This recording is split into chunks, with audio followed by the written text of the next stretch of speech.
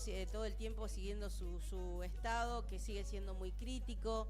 Tuvieron que hacerle, hace unos días nada más, le tuvieron, creo que no sé si ayer fue o antes de ayer, le tuvieron que hacer una cranotomía descompresiva por la presión que Ahí lo tiene tenemos ya. en su cerebro por, bueno, este ACV que le dio hace unos días atrás.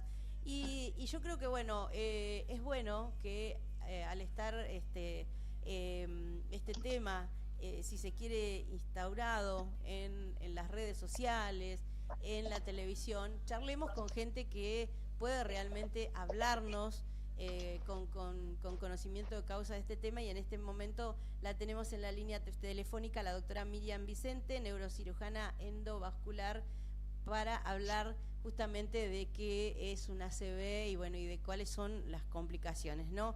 Muy buenas tardes, doctora, ¿cómo está? Marcos y Nancy la estamos saludando. Hola, buenas tardes, ¿cómo están? Muy bien. Bien. Bueno, me alegro mucho. Seguramente se debe haber enterado, debe haber visto en los medios de comunicación lo que está pasando con la boxeadora, ¿no? Con Locomotora Olivera, que nos pone bastante triste a todos. Y mucha gente dice, ¿cómo una mujer que es tan deportista, que se cuida tanto, que que la comida es sana, puede llegar a tener una ACV, ¿no? Uh-huh. Bueno, en realidad podría sonar un poco contradictorio, ¿no? Porque los médicos siempre estamos repitiendo que los buenos hábitos, que la buena alimentación, que la actividad física, etcétera, y vamos a seguir insistiendo en eso, pero también es importante saber que a pesar de todo, cualquier persona en cualquier momento de su vida puede tener un accidente cerebrovascular. Esto es así, y el deporte, por supuesto, protege sobre todo en relación al cuidado de los factores de riesgo, ¿no? Uh-huh. Porque la actividad física regular, por supuesto que mejora los perfiles de grasas, el azúcar, controla la presión arterial, nos ayuda a mantener el peso, disminuye la inflamación crónica, todas estas cuestiones que son factores de riesgo para tener un ACV, el deporte, la actividad física y la alimentación saludable protegen de estas circunstancias. Bien. Ahora, también hay otras que tienen que ver con cuestiones genéticas, por ejemplo, que son silenciosos, ¿no? Una persona puede tener, no sé cuál es el caso exactamente de Alejandra, pero puede tener alguna cuestión congénita, puede tener otro tipo de antecedentes, puede haber alguna cuestión traumática también. En los deportes donde hay mucho contacto físico, a veces puede lesionarse las paredes, las arterias, y eso llevar a una ACV. Así que independientemente de que el deporte y la actividad física son factores protectores frente a una ACV, no significa que uno esté 100% exento. ¿Tenemos menos riesgos? Sí, tenemos menos riesgos si hacemos deporte y si comemos sano. Pero bueno, es algo que está siempre presente. Bueno, avisa el ACV antes, ¿tenés Síntoma. algún síntoma antes de que te pase, no? Bueno, una de las características de la ACV justamente es que es de presentación brusca. Ah. Normalmente los ACVs no avisan, excepto en algunas ocasiones que puede haber algunos ACV transitorios o ACVs mínimos, que son el mismo síntoma del ACV que aparece y desaparece por unos minutos o por unas horas. Esto se llama accidente isquémico transitorio. Sin embargo, justamente una de las características es que el ACV no avisa, y por eso que hacemos tanto hincapié en la prevención de los factores de riesgo. Bien. En el caso de ella, le dio cuando estaba durmiendo, pero ella se despertó y pudo llamar para que la ayudaran. ¿Cuánto tiempo debería pasar para que sea la persona atendida, digo, por un médico, para que el ACV que le está dando no sea tan terrible, ¿no? Como en el caso de ella? En realidad debería pasar la menor cantidad de tiempo posible. Cuando nosotros tenemos la sospecha de que una persona que está con nosotros o alguien que tenemos cerca está sufriendo una ACV, y ahora les voy a contar cómo podemos sospecharlo, bien. Lo ideal es que pase la menor cantidad de tiempo posible. Para iniciar un tratamiento, hay chances, por supuesto hay chances de tratar una ACV, pero está muy relacionada al tiempo, ¿no? Para iniciar un tratamiento a través de una medicación que se inyecta en una vena, tenemos 4 horas y media nada más de ventana. Ese tiempo en el que podemos administrar esta medicación que puede disolver un coágulo es de 4 horas y media. Y después tenemos otra chance que es quirúrgica, sería ir a sacar adentro de la arteria, a sacar el coágulo que está tapando la arteria, que en algunas ocasiones puede llegar hasta 24 horas. Bien. De todos modos, cuanto antes destapemos esa arteria, o cuanto antes se pueda restablecer la circulación, las posibilidades de sobrevida, digamos, y de menos secuelas son mayores. ¿Cómo nos damos cuenta que no se está dando un ACV? Mira, lo que hay que tener en cuenta son algunos síntomas que son los más comunes y que están presentes prácticamente en el 80% de los ACV. Y esto es una parálisis o debilidad súbita, brusca, de la cara, brazo o pierna, sobre todo cuando son los 3 del mismo lado. La dificultad para hablar o entender lo que una persona dice. Una persona quiere decir una palabra y no le sale, o habla como borracho. La pérdida súbita de la visión. Todos los síntomas en una ACV son súbitos, son bruscos, no es que se van instalando de a poquito, porque ustedes piensen que se cortó la irrigación, es como si hubiéramos hecho clic en la perillita de la luz, entonces es de todo a nada. Y otras veces un dolor de cabeza muy fuerte, súbito, pero ese dolor de cabeza que la persona está bien y de repente siente que algo estalla. Estos son los síntomas más comunes de una ACV. Después hay otros síntomas, pero por ahí a veces confunden. Pero digamos, si nosotros conocemos estos 3 síntomas, que son la debilidad de la cara, la parálisis de la mitad del cuerpo y la dificultad en el habla, tenemos cubierto el 80% de los ACV. Y cuando tenemos esa sospecha, o cuando vemos a alguien que tenemos esa sospecha que le puede estar pasando, si me permiten, una forma rápida y efectiva de detectar un ACV es, nosotros vemos a una persona que se le tuerce la cara, entonces le tenemos que pedir que sonría, por ejemplo, y nos fijamos si su sonrisa es con toda la boca. Le pedimos que levante ambos brazos, y si uno de los brazos se cae o no lo puede levantar, es un signo. Le pedimos que repita una frase cualquiera, una frase común, o que nos diga su nombre. Si nosotros tenemos alguna dificultad en alguna de esas 3 respuestas, ni siquiera tienen que estar las 3 juntas, tenemos que sospechar una ACV. Bien. Y en ese caso, lo único que podemos hacer es llevar a esa persona al centro de atención más cercano. Bien. No hay nada que podamos hacer en casa que vaya a modificar esta situación.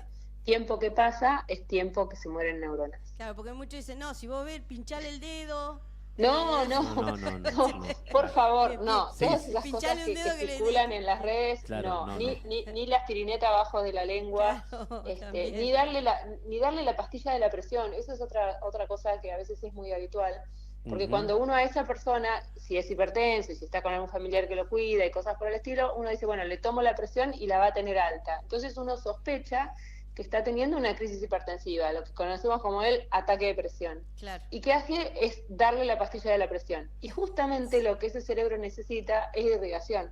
No necesita que le cortemos la irrigación, que bajemos el flujo. Al contrario, tenemos que dejar que el organismo haga la suya, y si hay que bajarle la presión, que sea en un ambiente controlado, que lo haga un médico, que se haga en una guardia, digamos, que hagamos lo que haya que hacer, pero en un ambiente donde sabemos lo que estamos haciendo. Siempre decimos que no hay que darle ni hacerle nada a esos pacientes, lo único que les puede salvar su vida o sus secuelas o su cerebro es llevarlo a un centro de atención. Muy bien. No, eso no. Acá nos preguntan, ¿qué es un ACV? Pregunta ¿Qué es un ACV? Sí. Un ACV es un accidente cerebrovascular. Bien. Se ha conocido históricamente con otros nombres, antes se le decía una embolia, en España se le dice ictus, en inglés se le dice stroke, algunas personas lo llaman derrame cerebral cuando es hemorrágico, tiene muchos nombres, pero ACV básicamente es accidente cerebrovascular. Y como se dice que antes no pasaba, pero vos te pones a charlar así con el común de la gente, y dice, no, esto antes no pasaba mucho. ¿Pasaba igual, siempre fue igual, cómo es el tema? En realidad sí, siempre hubo ACV, esto no es una enfermedad nueva. Lo que pasa que antes me refiero a no tanto tiempo atrás, pero 30 años atrás, era una enfermedad que era más prevalente en personas mayores de 60 años, mayores de 70 años, y lamentablemente ha ido bajando la edad de presentación por diferentes motivos, pero básicamente es por la calidad de vida que se ha deteriorado, ¿no? Las personas hacen en general menos actividad física, se come mucha más comida procesada, hay más estrés, hay menos sueño, bueno, todas esas cosas hacen que se fuma bastante, todas esas cosas hacen que la edad de presentación de una ACV haya ido bajando. Y de hecho, la mitad de los ACVs en el mundo se dan en personas menores de 60 años ahora, lo cual es gravísimo, ¿no? Claro, sí. Ustedes habrán leído que la ACV y el infarto de corazón, digamos, el infarto de miocardio, juntos son la segunda causa de muerte, la primera y la segunda causa de muerte en el mundo. Y esto tiene muchísimo que ver con factores de riesgo, ¿no? Bien. Muy bien. Lo digo, ¿no? Se sale, si hay una persona que le da una ACV y logra llegar a tiempo, le quedan secuelas, pasa como algo que pasó y listo, hasta sigue su vida normal. Bueno, las posibilidades son infinitas, digamos. Hay muchas personas que logramos que se salven y que queden sin secuelas. Depende también del grado de gravedad que tenga de inicio, ¿no? Algunas personas de inicio ya tienen una parálisis de la mitad de su cuerpo, inclusive de la conciencia muy marcada. Algunas personas están en coma directamente y esas personas tienen menos chance de evolucionar bien, y las que tienen grados más leves, digamos, tienen mejores posibilidades de evolucionar bien. Sin embargo, el tratamiento que se le puede ofrecer hoy en día, que como les decía era o una medicación que se da endovenosa o la trombectomía mecánica, que es la cirugía que nosotros hacemos, mejora mucho el pronóstico. No podemos de alguna manera prometerle al paciente que no va a tener ninguna secuela, pero sí que va a tener probablemente menos secuelas y mejor recuperación que si no hubiera recibido el tratamiento. ¿Qué recomendación le daría usted a los oyentes hoy para no ser víctima de una ACV? Fundamentalmente ocuparse de los factores de riesgo, ¿no? Controlar la presión arterial de manera más o menos regular, visitar a su médico clínico o a su cardiólogo también con una regularidad. De acuerdo a la persona sana, lo va a visitar quizá una vez por año, y la persona que tiene alguna enfermedad como hipertensión arterial, alguna arritmia, algún trastorno de coagulación, esas cosas, irá a visitar al médico un poco más seguido. Pero básicamente la prevención de ACV tiene que ver con el control de los factores de riesgo.